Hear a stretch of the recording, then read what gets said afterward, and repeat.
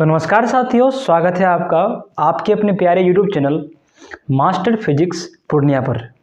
तो आज हम लोग लेके आए हैं क्लास 12 के चैप्टर 6 जिसका नाम है इलेक्ट्रोमैग्नेटिक इंडक्शन, जिसको हिंदी में बोलते हैं विद्युत चुंबकीय प्रेरण। तो उसका हम लोग आज 2009 से लेकर 2023 तक जितने ऑब्जेक्टिव क्वेश्चंस बोर्ड में पूछे गए हैं, बिहार बोर्ड में पूछे गए हैं, उन सभी पर हम लोग आज चर्चा करेंगे। आज हम लोग उसको सॉल्व करेंगे। तो बिना किसी देरी के हम लोग शुरू करते हैं। तो ये जो आपके सामने प्रश्न है, देखिए क्या लिखा हुआ है।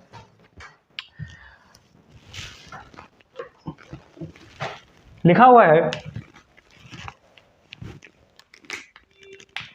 when current of coil changes from 5 ampere to 2 ampere in 0.1 second, an average of voltage is produced. An average, यहाँ वोल्टेज होगा, लिख लीजिएगा। An average voltage of 50 volt is produced. The self inductance of the coil is, पूछ रहा है कि देखिए हिंदी में भी पढ़ लेते हैं हम लोग। जब किसी कुंडली से धारा 0.1 सेकेंड में, जब किसी कुंडली से धारा 0.1 सेकेंड में 5 एम्पियर से 2 एम्पियर में परिवर्तित होती है, 50 वोल्ट का औसत वोल्टेज उत्पन्न होता है, तो कुंडली का स्वप्रेरकत्व क्या होगा। देखिए स्वप्रेरकत्व क्या होगा, मतलब कि सेल्फ इंडक्टेंस पूछ रहा है। ठीक है, तो ये क्वेश्चन जो है बच्चों 2023 में पूछा गया है। इसको हम लोग देखते हैं कैसे बनाते हैं। आप लोगों को पता होगा कोफिशिएंट ऑफ सेल्फ इंडक्टेंस जो होता है वो उसमें बताया गया था, जो मैग्नेटिक फ्लक्स होता है वो डायरेक्टली प्रोपोर्शनल किसका होता है, करंट का। जो उस कॉइल से करंट जाती है उसका डायरेक्टली प्रोपोर्शनल होता है। मतलब मैग्नेटिक फ्लक्स जो लिंक होता है कॉइल से, मैग्नेटिक फ्लक्स जो लिंक होता है कॉइल से, वो डायरेक्टली प्रोपोर्शनल होता है जो उस कॉइल में इलेक्ट्रिक करंट पास करती है। ठीक है, ये आप लोग कोफिशिएंट ऑफ सेल्फ इंडक्टेंस में पढ़े होंगे। ठीक है, तो यहाँ पे हम लोग को देखना है कि यहाँ पे जब हम लोग इस डायरेक्टली प्रोपोर्शनल को हटाते थे तो यहाँ पे इक्वल टू आता था। और पता है आप लोगों को हमेशा कि जब भी डायरेक्टली प्रोपोर्शनल का साइन हटता है, क्या होता है, जब भी डायरेक्टली प्रोपोर्शनल का साइन हटता है तो क्या होता है, कोई न कोई कांस्टेंट आता है, कोई न कोई कांस्टेंट आता है। तो यहाँ पे कौन सा कांस्टेंट आएगा, यहाँ पे आएगा हमारा L। ठीक है, इसको क्या बोलते हैं, L को क्या बोलते हैं, self inductance, self inductance, self inductance. ठीक है, तो ये हो गया। हम लोग क्या जानते हैं, हम लोग लेंस लॉ से क्या जानते हैं, लेंस लॉ से हम लोग क्या जानते हैं, जो EMF होता है वो होता है कि नहीं, मतलब क्या, मतलब लेंज लॉ बोलता है इंड्यूस EMF क्या होता है, डायरेक्टली प्रोपोर्शनल होता है rate of change of magnetic flux. Rate of यानी कि बताया गया था E जो है डायरेक्टली प्रोपोर्शनल होता है rate of change of magnetic flux. तो यहाँ पे हम लोग यहाँ पे अगर इस यहाँ देखिए E बराबर क्या होता है D, और यहाँ पे क्या हो जाएगा फाई का अगर हम वैल्यू रखें तो क्या हो जाएगा L इंटू आई।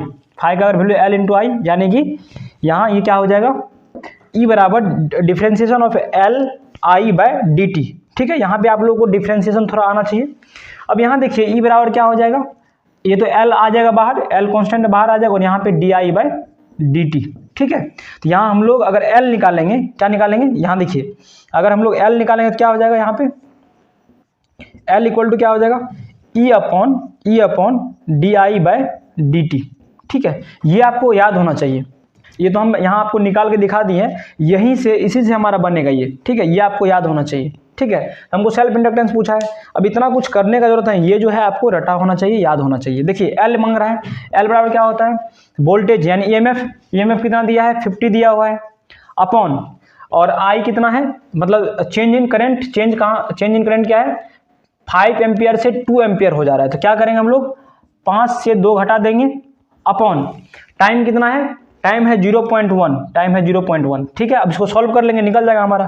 तो क्या हो जाएगा 50 अपॉन ये हो जाएगा आपका 3, और यहाँ पे अगर 0.1 लेते इसको अगर आप हटाइएगा तो ये ऊपर, और यहाँ क्या हो जाएगा 50 अपॉन 30, ये 1 ऊपर 1 जाए तो कोई फर्क नहीं पड़ता है, 0 खत्म, यानी कि 5/3। 5/3 क्या आ जाएगा यहाँ पे, इतना हेनरी। क्यों, क्योंकि ये क्या है, सेल्फ इंडक्टेंस है, और सेल्फ इंडक्टेंस का क्या होता है फॉर्मूला, सॉरी उसका ऐसा यूनिट क्या होता है, हेनरी होता है। अब इसको देख लेते हैं, नहीं दिया हुआ है तो 5 क्या है हमारा 5/3 आया है ना। अच्छा एक चीज़ है, यहाँ पे नेगेटिव होता है, तो नेगेटिव होता है, नेगेटिव आप दे सकते हैं चाहे तो। ठीक है, ये माइनस में होता है, लेकिन माइनस में रहने के बाद भी कोई दिक्कत नहीं है, क्योंकि सेल्फ इंडक्टेंस होता है वो क्या होता है, स्केलर क्वांटिटी होता है, और स्केलर क्वांटिटी में माइनस देना कोई ज़रूरी नहीं है। और यहाँ देखिए, यहाँ पे इसको अगर आप डिवाइड करेंगे तो क्या हो जाएगा, 5 को 3 से यदि आप डिवाइड करते तो क्या हो जाएगा, 1 बार में और 2.6 और ये 6 बार में, फिर आएगा 6 इस तरह से। तो हम इसको लगभग लिख सकते हैं क्या, 1.67। तो 1.67 किस में है, ऑप्शन ए में है 1.67, तो यही हमारा सही हो जाएगा, ये पहला ऑप्शन हो जाएगा। 6 हेनरी, 3 हेनरी, 0.67 हेनरी। तो यहाँ देखिए, अब आप लोग गलती मत कीजिए, यहाँ देखिए 1.67 हेनरी आया है, ठीक है ना, 1. इसी को 5/3 को अगर आप लिखते 1.67 हेनरी लिखेंगे तो ये जो है हमारा क्या हो जाएगा, ये हो जाएगा, ए हो जाएगा। देखिए थोड़ा सा ध्यान भटकाने पर आप डी मार सकते हैं, तो ध्यान देंगे, ठीक है। तो हम लोग अब नेक्स्ट क्वेश्चन की ओर चलते हैं। चलिए, तो ये हमारा नेक्स्ट सवाल है, और ये भी 2023 में ही पूछा गया है, लिखा हुआ है, सवाल क्या है, the self inductance of a choke coil is 5 henry, the current through it is increasing at a rate of 2 ampere per second, the self induce EMF in the choke coil will be. बोला क्या जा रहा है, एक choke कुंडली का स्वप्रेरकत्व 5 henry है। सेल्फ इंडक्टेंस कितना दिया है, एक चॉक कॉइल का सेल्फ इंडक्टेंस कितना दिया हुआ है, 5 हेनरी है। इससे बहती धारा 2 एम्पियर पर सेकेंड की दर से बढ़ रही है, इंक्रीज कर रही है। The current through it is increasing at the rate of, यानी कि इसका रेट दिया है, जो करंट है किस रेट से इंक्रीज कर रहा है वो दिया हुआ है, 2 एम्पियर पर सेकेंड। पूछ रहा है द सेल्फ इंड्यूस EMF, यानी कि क्या पूछ रहा है, चॉक कुंडली का प्रेरित विद्युत वाहक बल होगा, यानी EMF पूछ रहा है, जो इंड्यूस EMF हुआ है, सेल्फ इंड्यूस EMF वो पूछ रहा है। देखिए, अभी जस्ट इससे पहले जो हम सवाल बताए उसमें क्या बताए थे, हम लोग निकाले थे L बराबर -E/di/dt, है ना, इसी से बन जाएगा। देखिए दिया क्या क्या गया है, हमको L दिया हुआ है, L कितना है, 5 हेनरी दिया हुआ है, 5 हेनरी दिया हुआ है, और एक current, the current through it is increasing at the rate of, यानी di/dt दिया हुआ है, di/dt दिया हुआ कितना दिया है, 2 एम्पियर पर सेकेंड, है ना। आप लोगों को पता ही होगा, या तो आप इसको ऐसे लिखिए, या फिर एक ही बात है, एम्पियर सेकेंड -1 ऐसे लिखिए, या फिर एम्पियर पर सेकेंड लिखिए। तो हमको क्या पूछ रहा है, सेल्फ इंड्यूस EMF, यानी कि क्या पूछ रहा है, चौक कुंडली का प्रेरित विद्युत वाहक बल, यानी EMF पूछ रहा है। तो ये पूछ रहा है, यानी कि हमको E पूछ रहा है। तो अगर आप E बराबर लिखना चाहे तो क्या होगा, -L, माइनस तो रहेगा ही, -L इंटू di/dt, यस या नो। तो यहाँ देखिए क्या क्या दिया है, ये दिया है -5, ये माइनस तो है ही, ये हो गया 5, और ये कितना हो गया, di/dt कितना है 2, यानी ये कितना हो गया 10, है ना, माइनस। तो यहाँ पे देखिए, ये जो है EMF जो है ये क्या है, स्केलर क्वांटिटी है। तो आपको क्या करना है, ए में मारना है, क्योंकि माइनस दिखाना कोई ज़रूरी नहीं है, क्योंकि जो लेंज लॉ होता है वो क्या होता है, वो होता है E बराबर -d∅/dt। ये नेगेटिव साइन दिखाता है, ये नेगेटिव साइन क्या दिखाता है, उसका जो कॉज ऑफ प्रोडक्शन होता है उसका अपोज करता है। वो आप लोग पढ़े होंगे, जैसे मान लीजिए ये है, तो यहाँ पे मान लीजिए इस तरह से एक मैग्नेट हुआ करता था, कॉइल था इधर, यहाँ मैग्नेट था, इसको ऐसे से लाते थे तो EMF इंड्यूस होता था इसमें। ये खैर बात का बात है, ये हम बताएंगे, अगला सवाल आएगा इस पर भी हम बताएंगे इस पर। तो आपको क्या करना है, ऑप्शन में जैसे क्वेश्चन में है तो उसमें ये दिया हुआ है, ठीक है, लेकिन आप ये दे तो ज़्यादा सही होगा, माइनस नहीं देना है, ये देना है। क्वेश्चन उसका आंसर शायद गलत है, ठीक है। तो हम लोग नेक्स्ट क्वेश्चन की ओर बढ़ते हैं। तो चलिए अब हम लोग क्वेश्चन नंबर 3 में बढ़ते हैं। क्वेश्चन नंबर 3 क्या है, ये 2021 में पूछा गया है बोर्ड में, बिहार बोर्ड में। 1 henry is equal to, 1 henry बराबर होता है, 1 हेनरी बराबर होता है। देखिए, तो सबसे पहले हम लोग देख लेते हैं, हेनरी जो होता है ना, ये यूनिट किसका होता है, हेनरी किसका यूनिट होता है, हेनरी होता है कोफिशिएंट ऑफ सेल्फ इंडक्टेंस, या फिर म्यूचुअल इंडक्टेंस का होता है, ठीक है। यानी कि हिंदी में क्या बोलेंगे, स्वप्रेरण और अन्योन प्रेरण का गुणांक, इसका जो यूनिट होता है ना, इसका जो यूनिट होता है वो क्या होता है, हेनरी होता है, हेनरी होता है। इसको दिखाते हैं कैपिटल एस से, ठीक है। तो ऑब्जेक्टिव में आपको ये पूछा भी गया है, आगे क्वेश्चन आएगा तो याद रखिएगा। कोफिशिएंट ऑफ सेल्फ इंडक्टेंस या फिर कोफिशिएंट ऑफ म्यूचुअल इंडक्टेंस, स्वप्रेरण या फिर अन्योन प्रेरण का जो गुणांक होता है उसका यूनिट क्या होता है, उसका ऐसा ही मात्रक क्या होता है, हेनरी होता है। तो वही पूछ रहा है 1 हेनरी इज इक्वल टू, तो इसको हम लोग देख लिए, ऑप्शन भी दिया है ढेर सारा। तो देखिए यहाँ पे इसमें क्या है, इसको बोलेंगे मिली, है ना, मिली का मान कितना होता है, 10 पे पावर, पता होना चाहिए आप लोगों को, 1 मिली बराबर होता है 10 पावर -3, 1 माइक्रो बराबर क्या होता है 10 पावर -6, और 1 नैनो बराबर क्या होता है 10 पावर -9, ये सब पता होना चाहिए ना, बेसिक बात है। तो देखिए हम लोग कैसे करते हैं, 1 हेनरी है तो 1 हेनरी बराबर कितना होगा, ऑप्शन में दिया हुआ ढेर सारा। तो देखिए सब में मिली मिली मिली सब में है, तो हम क्या करते हैं इसमें मिली ऊपर ही मल्टीप्लाई करते हैं, नीचे भी कर देते हैं, ठीक है। तो देखिए यहाँ पे 1 इंटू क्या हो जाएगा, ये तो ये मिली रहने देते हैं इधर, देखिए यहाँ पे इस मिली को ले लेते हैं, यानी 1/m कर लेते हैं, और इस मिली को मिली हेनरी इधर रहने देते हैं, ठीक है, क्योंकि ऑप्शन में है, मिली हेनरी रहने देते हैं क्योंकि ऑप्शन में है। और यहाँ पे ये क्या 1/ मिली का मान कितना होता है, मिली का मान कितना होता है याद रखिए, मिली का मान 10 पे पावर -3, तो 10 पे पावर क्या हो जाएगा -3 मिली हेनरी।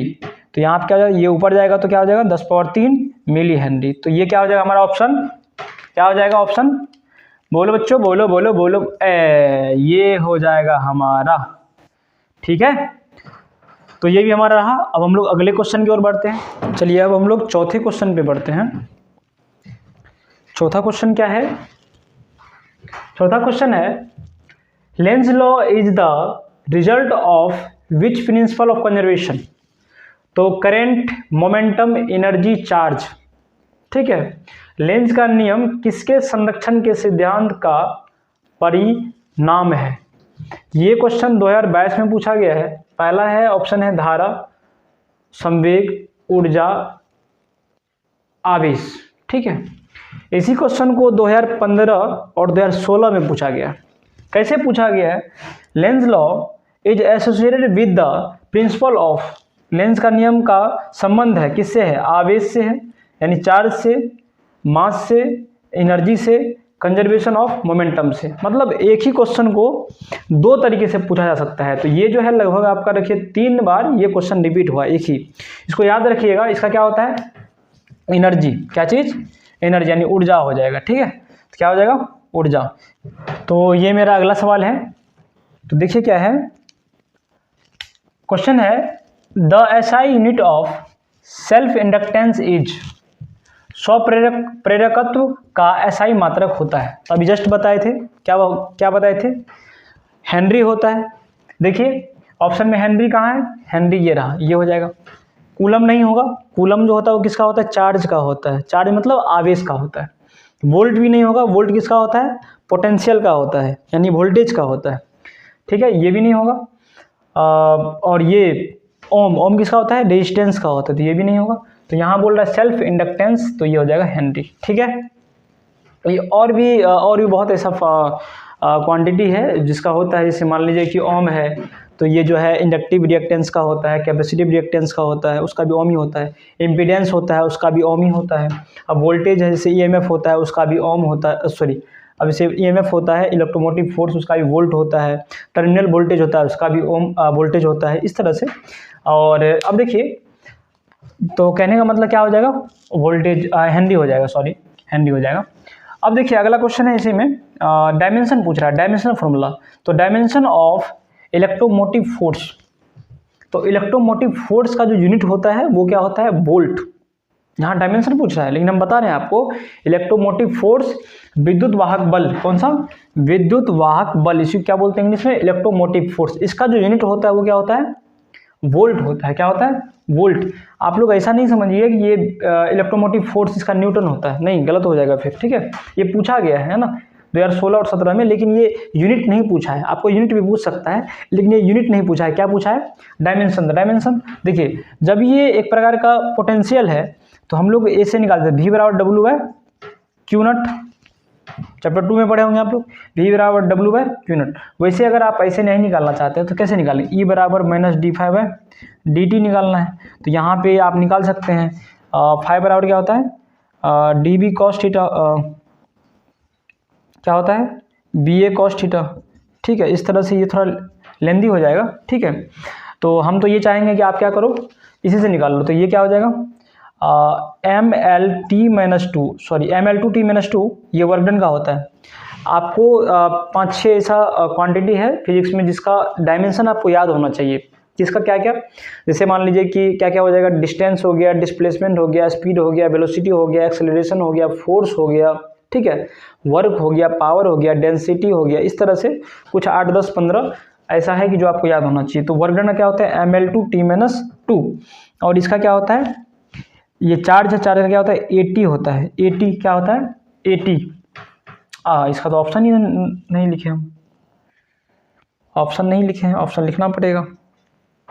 चलिए, तो इसका जो है क्या हो जाएगा M हो जाएगा और L2 हो जाएगा और T चल जाएगा ये ऊपर, तो T माइनस 3 और A माइनस 1। ठीक है, या तो ऐसे रहेगा दिया हो, या फिर मान लीजिए कैसे रहता है ML2T माइनस 3, एक जगह पे या तो I दिया रहेगा। तो इस तरह से आपको जिसमें रहेगा ऑप्शन आप उसको मार दीजिएगा। इसका हम ऑप्शन ही नहीं लिखे हैं, 1 मिनट।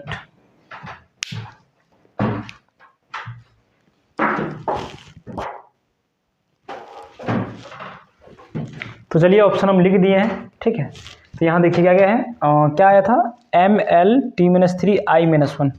तो ML2T माइनस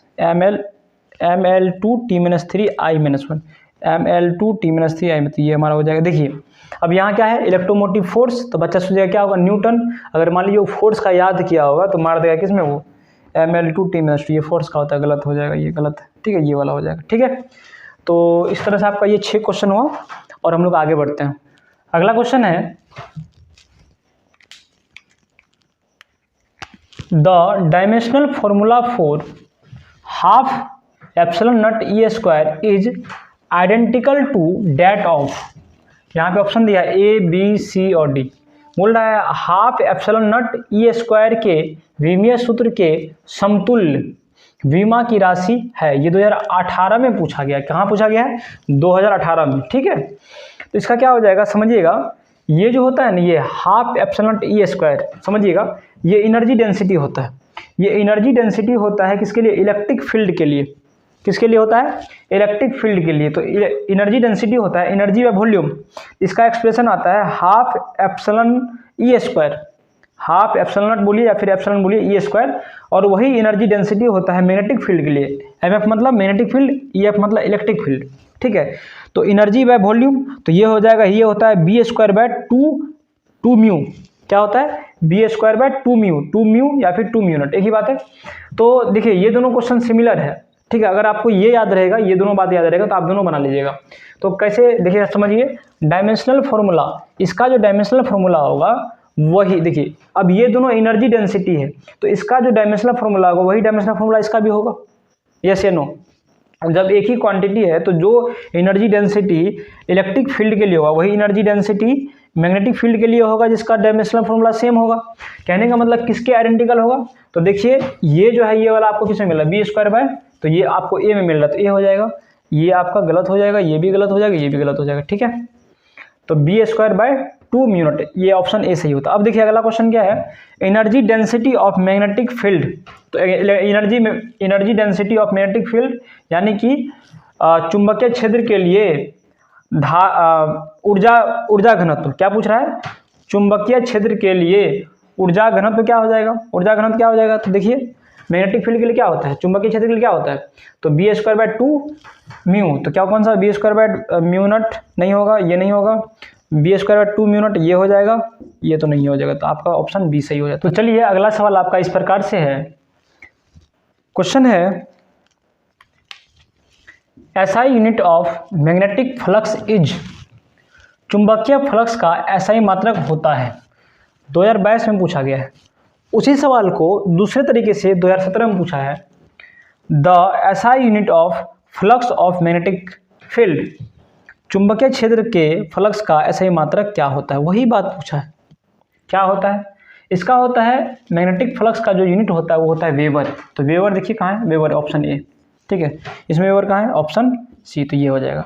एक ही क्वेश्चन है जो दो तरीके से पूछा गया है, ठीक है, बात वही है, वेबर हो जाएगा, है ना। टेस्ला नहीं होगा, टेस्ला किसका होता है, मैग्नेटिक फील्ड का होता है, मैग्नेटिक फील्ड का हो जाता है टेस्ला, ठीक है। जूल किसका होता है, एनर्जी का होता है ना, या फिर हीट का होता है। और वाट किसका, पावर का होता है, ये नहीं होगा, है ना। तो इस तरह से हमारा कौन सा हो जाएगा, ऑप्शन ए। हेनरी किसका होता है, सेल्फ इंडक्टेंस का या फिर म्यूचुअल इंडक्टेंस का, है ना, कोफिशिएंट ऑफ सेल्फ इंडक्टेंस या फिर म्यूचुअल इंडक्टेंस। इससे पहले हम लोग क्वेश्चन किए थे। अब यहाँ पे कुछ इंपॉर्टेंट बात लिखे आपके लिए। जो मैग्नेटिक फ्लक्स होता है, जो चुंबकीय फ्लक्स होता है, उसका जो यूनिट होता है वो वेबर होता है, ठीक है, या फिर टेस्ला मीटर स्क्वायर भी हो सकता है, या फिर जूल पर एम्पियर भी हो सकता है, या फिर वोल्ट सेकेंड भी हो सकता है, या फिर न्यूटन मीटर पर एम्पियर भी हो सकता है। और इतना होने के बाद आपको हो सकता है कि ऑप्शन में मान लीजिए कभी ये दे दे, कभी ये दे दे, कभी ये दे दे, थोड़ा आप इसको ध्यान में रखिएगा। दूसरा बात, जो सीजीएस यूनिट होता है वो होता है मैक्सवेल। मैग्नेटिक फ्लक्स का जो सीजीएस यूनिट होता है वो क्या होता है, मैक्सवेल। मैक्सवेल को हम लोग शॉर्ट में एमएक्स से दिखाते हैं, किससे दिखाते हैं, एमएक्स से। और 1 वेबर इक्वल टू होता है 10⁸ मैक्सवेल। इसको याद रखिएगा, इस डाटा को। तो चलिए हमारा जो नेक्स्ट सवाल है उसको हम लोग देखते हैं। हमारा नेक्स्ट सवाल क्या है, बोला गया है the area of cross section of 3 magnet, the area of cross section of 3 magnet of same length, same length है, मैग्नेट का 3 मैग्नेट है जिसका सेम लेंथ है, और उसका एरिया दिया गया है, क्रॉस सेक्शनल एरिया दिया गया है A, 2A और 6A रिस्पेक्टिवली, ठीक है। The ratio of their magnetic moment, magnetic dipole moment या फिर मैग्नेटिक मोमेंट विल बी। अब देखिए क्या बोल रहा है, समान लंबाई के 3 अलग अलग चुंबकों का अनुप्रस्थ काट, क्रॉस सेक्शनल एरिया का क्षेत्रफल क्रमशः A, 2A और 6A है, उनके चुंबकीय आघूर्ण का अनुपात होगा, है ना। मैग्नेटिक डायपोल मोमेंट का अनुपात पूछ रहा है, ठीक है। तो हम लोग देखिए मैग्नेटिक डायपोल मोमेंट जो होता है, हम लोग क्या जानते हैं, हम लोग क्या जानते हैं, M बराबर जानते हैं NIA, ठीक है। क्या जानते हैं, M बराबर NIA। तो यहाँ पे ये जो है देखिए, चलिए ये, हाँ, तो हम लोग क्या जानते हैं, M बराबर NIA। तो यहाँ पे N तो कांस्टेंट है और ये I भी क्या है, कांस्टेंट है। इसका मतलब ये दोनों तो नहीं बदल रहा है, बदल कौन रहा है, एरिया। इसका मतलब क्या है, M जो है डायरेक्टली प्रोपोर्शनल किसका होगा, A का। नहीं देखिए, ये नहीं बदलेगा, ये नहीं बदलेगा। इसका मतलब क्या है, M अगर बदलेगा, M अगर बढ़ेगा तो ये भी बढ़ेगा, यानी मैग्नेटिक डायपोल मोमेंट जो है वो अगर इंक्रीज करेगा तो एरिया भी इंक्रीज करेगा, ठीक है। अब समझिए, अब इसमें बोला क्या गया है, हमको निकालना है M का, यानी कि उसका जो ये जो तीनों मैग्नेट है, इसका जो मैग्नेटिक डायपोल मोमेंट होगा इसका रेशियो बताना है, ठीक है। और इसका एरिया दिया है, तो लेंथ तो नहीं बदलेगा और ठीक है सेम लेंथ का है। तो इसको हम लोग कैसे निकाल सकते हैं, देखिए मान लीजिए पहला मैग्नेट है उसका M1 निकालते हैं, उसका मान लेते हैं पहला मैग्नेट के लिए जो मैग्नेटिक डायपोल मोमेंट होगा, चुंबकीय आघूर्ण होगा, वो मान लेते हैं M1। तो वो क्या है, वो A है, ठीक है। तो ये जो है क्या हो जाएगा, दो का निकाल लेते हैं, M1 अपॉन M2 मान लीजिए, पहला और दूसरा का निकाल लेते, क्या हो जाएगा, A अपॉन क्या हो जाएगा, दूसरा कितना दिया 2, तो 2A हो जाएगा, यानी ये कितना हो गया 1:2, ठीक है। अब मान लीजिए M2 और M1 और M3 में निकाल लेते हैं, ठीक है। तो क्या ये है A, ये है कितना 6A, तो A खत्म हो गया, यानी 1:6। यानी कि हम लिख सकते हैं इसको, अगर मान लीजिए M1 ratio M2 ratio M3 लिखना हो तो हम लिख सकते हैं 1:2:6, ठीक है। तो ये तीनों इसका रेशियो निकल जाता है, इस तरह से डायरेक्ट भी निकाल सकते हैं, क्योंकि देखिए यहाँ पे अगर हम एरिया को बढ़ा रहे हैं तो ये भी बढ़ेगा, ठीक है। तो M डायरेक्टली प्रोपोर्शनल A हो जाएगा। तो अगर हम डायरेक्ट अगर लिखें M1 ratio M2 ratio M3 तो क्या हो जाएगा, इसका एरिया हो जाएगा पहले वाले का, और या दूसरे वाले का हो जाएगा, या फिर और तीसरे वाले का। तो यहाँ क्या लिख सकते हैं, M1 ratio M2 ratio M3 equal to 1:2:6। आप ऐसे ही बना सकते हैं डायरेक्ट, अदरवाइज ये तो कौन सा ऑप्शन 1:2:3, तो 6:1 ये नहीं होगा, 1:2 ये हो जाएगा, ये भी नहीं होगा, ये भी नहीं होगा। तो हमारा कौन सा ऑप्शन बी सही हो जाता है, इस तरह से आप बना सकते हैं, ठीक है। तो चलिए हमारा जो नेक्स्ट सवाल है वो क्या है, 2017 में पूछा गया है। कब पूछा गया है, 2017 में पूछा गया। क्या पूछा गया है, a circular coil is held in vertical plane. एक सर्कुलर कॉइल है जिसको, जैसे मान लीजिए सर्कुलर कॉइल है, इसको ये जैसे ये कॉइल है, ठीक है ना, तो ये तो ढेर कॉइल हो गया। तो मान लीजिए एक कॉइल जो वर्टिकल मतलब ऐसे ये हो गया वर्टिकल, ये हो गया horizontal. A circular coil is held in vertical plane में रखा गया है। A bar magnet is taken towards it with a north pole towards coil. देखिए एक मैग्नेट है ना, ये मैग्नेट है बार मैग्नेट, और बार मैग्नेट को इसकी ओर लेके आया जा रहा है, ठीक है, इसकी ओर लेके आया जा रहा है, ठीक है।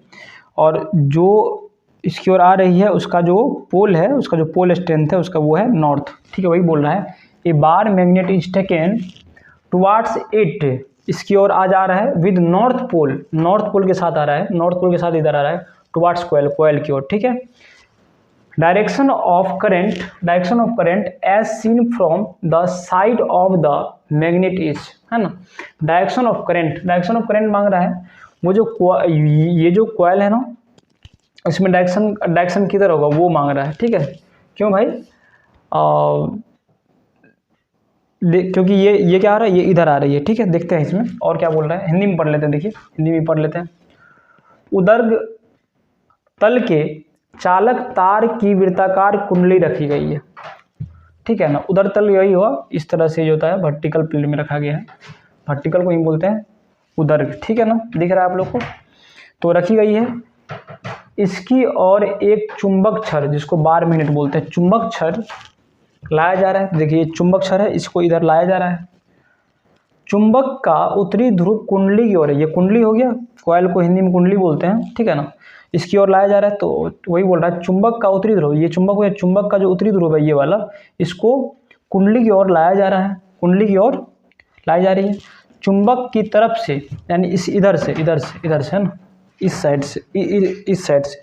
तो वो बोल रहा है चुंबक की तरफ से देखने पर कुंडली में प्रवाहित विद्युत धारा की दिशा होगी, यानी है ना।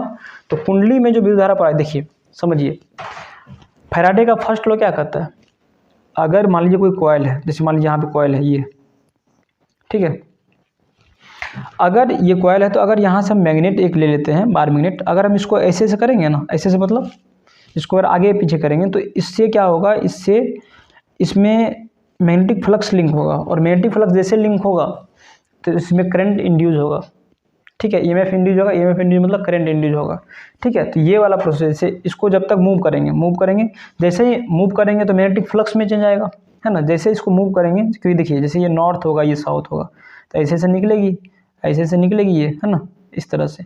जैसे इसको नज़दीक लाएंगे ये इससे गुजरेगी, है ना, ये भी इससे गुजरेगी। तो यहाँ पे क्या होगा, यहाँ पे मैग्नेटिक फ्लक्स चेंज होगा, यानी ईएमएफ इंड्यूस होगा, ठीक है। ईएमएफ जैसे इंड्यूस होगा, करंट इंड्यूस होगा तो इस कॉइल में, ठीक है। तो यहाँ पे क्या बोल रहा है कि एक वर्टिकल क्या एक कॉइल है, और उसकी ओर हम लोग एक बार मैग्नेट को ला रहे हैं, तो इसमें बोल रहा है कि इस कॉइल में इसका करंट का डायरेक्शन क्या होगा। इस बहुत सिंपल है, देखिए समझिए होता क्या है। मान लीजिए यहाँ एक कॉइल बना है, ठीक है ना, और ये एक बार मैग्नेट है, इसको इधर ला रहे हैं। इधर लाने पे क्या होता है समझिएगा, ये इसका अपोज करता है, मतलब जो लेंज लॉ है वो बोलता है कि वो क्या करता है, अपने कॉज ऑफ प्रोडक्शन का विरोध करता है। जैसे ये इसमें जो है, इसमें इलेक्ट्रिक करंट क्यों जनरेट हुई है, क्योंकि ये जो हमारा बार मैग्नेट है वो इधर आ रही है, ये बार मैग्नेट इधर आ रही है, मतलब ये आ रही है, इसमें मूवमेंट हो रहा है, तभी इसमें इलेक्ट्रिक करंट इंड्यूस हुआ है। समझ में आ रहा है। या फिर ईएमएफ इंड्यूस हुआ है, ईएमएफ इंड्यूस हुआ तो करंट भी इंड्यूस होगा, तो इसी कारण इसमें करंट इंड्यूस हुआ है। और ये जो है, ये कॉइल इसी का विरोध करेगा, इसी को आने से रोकेगा, ये इसको धक्का देगा, यानी कि ये क्या करेगा, एक मैग्नेट की तरह काम करने लगेगा, और ये इधर एक्वायर करेगा नॉर्थ पोल, और इधर करेगा साउथ पोल। तो ये नॉर्थ है तो वो क्या इसका विरोध करेगा, यानी इसको रिपेल करेगा, ये इसमें विकर्षण का बल लगेगा उधर, ठीक है।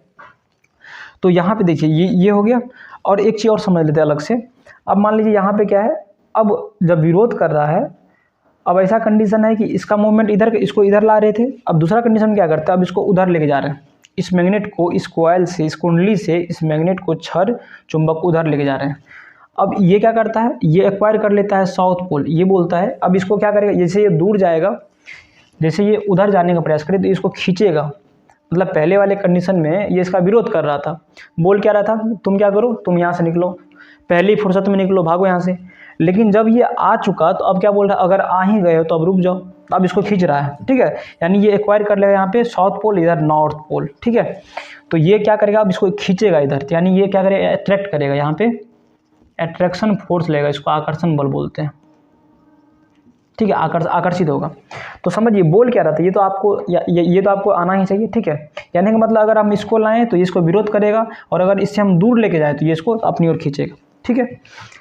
हमारा जो क्वेश्चन है वो इसी पे है, इसी पे बेस्ड है, समझिए यही वाला कंडीशन है। तो ये नॉर्थ पोल आ रही है इधर, तो अब समझिए इसमें क्या हो रहा है, नॉर्थ बन रहा है, क्योंकि ये इसको विरोध करे तो इसमें नॉर्थ बनेगा। तो इसका मतलब इसमें क्या बनेगा, नॉर्थ बनेगा। आपको एक चीज़ बता देते हैं, याद रखिएगा, समझिएगा, अगर नॉर्थ बन रहा है तो एन कैसे लिखते हैं, ऐसे लिखते हैं एन। तो इसमें एरो ऐसे लगाइए, ऐसे लगाइए, ठीक है। यानी कि ये जो है ना ये, और अगर साउथ बनेगा, जैसे यहाँ साउथ बन रहा है तो इसमें क्या होगा, ऐसे कर दीजिए एरो, इसको ऐसे कर दीजिए, यानी करंट का दिशा ऐसे और ऐसे हो जाएगा, ठीक है। इसमें क्या हो जाएगा, करंट का दिशा ऐसे और ऐसे हो जाएगा, ठीक है। यानी ये क्या हो गया, ये हो गया एंटी क्लॉकवाइज, और ये क्या, ये देखिए ये जो है एंटी क्लॉकवाइज हो गया, ये हो गया क्लॉकवाइज, यानी घड़ी की दिशा में, घड़ी का सुई ऐसे ही से घूमता है जी। तो ये देखिए इसमें क्या हो जाएगा, जैसे ये इधर आएगा तो ये क्या करेगा, नॉर्थ पोल एक्वायर करेगा और इसका विरोध करेगा ये। तो इधर से अगर हम देखेंगे तो कैसा दिखेगा, हमको नॉर्थ ही दिखेगा, नॉर्थ दिखेगा, यानी कि वहाँ पे ये इसका डायरेक्शन, इसमें जो करंट का डायरेक्शन होगा वो क्या होगा, एंटी क्लॉकवाइज। तो देखिए हमारा ऑप्शन में कौन सा है, ये पहला वाला हो जाएगा, पहला वाला हो जाएगा, क्या हो जाएगा, एंटी क्लॉकवाइज, यानी कि वार्मवर्थ, ठीक है। तो हमारा ये वाला हो जाएगा। उम्मीद करते समझ में आया होगा, ठीक है। बता दें फिर से, चलिए एक बार फिर से बता देते हैं, बताना पड़ेगा, चलो। A circular coil is held, एक सर्कुलर कॉइल यहाँ पर रखा गया है, उसमें उसके a bar magnet is taken towards it with north pole towards coil, coil की ओर एक बार मैग्नेट है, उसको उसकी ओर लाया जा रहा है उसको, ठीक है। डायरेक्शन बोल रहा है इस कॉइल में, direction of current as seen from the side of the magnet, magnet की तरफ से इसमें डायरेक्शन देखना है क्या होगा, तो वही चीज़ पूछ रहा है। तो इसको लाएंगे तो ये इसका क्या करेगा, उसको भगाएगा। तो इसका मतलब यहाँ पे कब भगाएगा, जब ये नॉर्थ रहेगा, सेम रहेगा तभी ना। तो नॉर्थ रहेगा तो नॉर्थ में आपको याद रखना है, एन बना देना ऐसे, और जैसे ऐसे एन बनाना, ऐसे एन बना देना, ठीक है। इधर हो गया, देख लेना घड़ी के विपरीत दिशा में है ना, तो एंटी क्लॉकवाइज हो गया, सिंपल वाली बात है, ठीक है। तो चलिए हमारा जो नेक्स्ट सवाल है, क्या लिखा हुआ है, a straight conducting rod held horizontal along east west is release to fall. एक स्ट्रेट कंडक्टिंग रॉड है, इस तरह से रॉड है, ठीक है, इसको हेल्ड किया गया है हॉरिजॉन्टल अलोंग ईस्ट वेस्ट। देखिए ईस्ट वेस्ट मतलब पूर्व पश्चिम, ऐसे रखें ना, इधर क्या होता है, जैसे आप लोग मैप पढ़े होंगे तो ये ऊपर नॉर्थ, नीचे साउथ, इधर ईस्ट, इधर वेस्ट। तो ईस्ट वेस्ट डायरेक्शन के अलोंग है ना, हॉरिजॉन्टली यही हुआ, हॉरिजॉन्टली क्या करना है, इसको एक स्ट्रेट कंडक्टिंग रॉड लेना है, ठीक है, ले लिए। अब इसको फॉल करना है, रिलीज टू फॉल, नीचे गिरने के लिए छोड़ना है, नीचे गिरने के लिए छोड़ना है। तो चलिए ये इसको हम नीचे छोड़ दिए।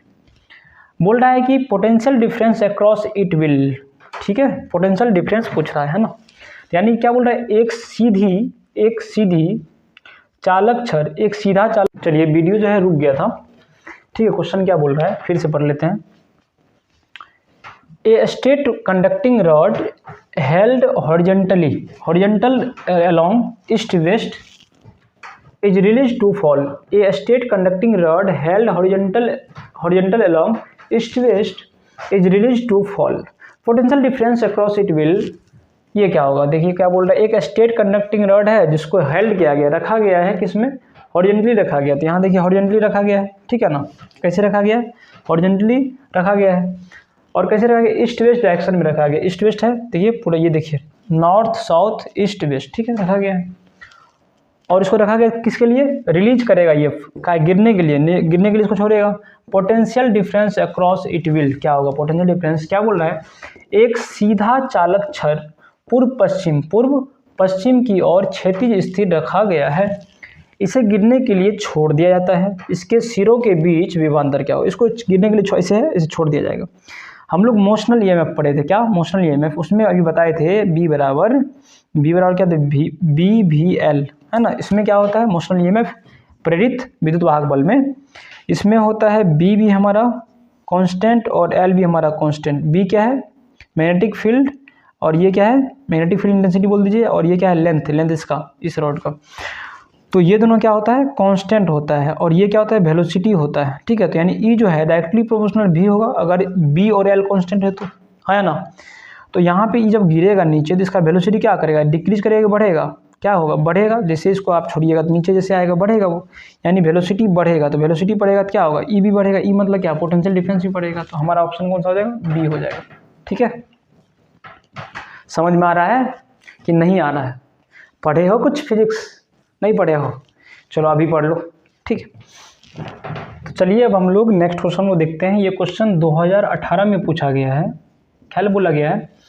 इन a closed circuit resistance 10 ohm the linked flux varies with according to the relation दिया है 5 बराबर 6t² - 5t + 1 और t equal to 0.25 second the current in ampere flowing through the circuit is. क्या होगा? देखो यहाँ पे क्या बोल रहा है कि किसी क्लोज सर्किट में, किसी बंद परिपथ का प्रतिरोध 10 ओम है ना, आर दिया हुआ है।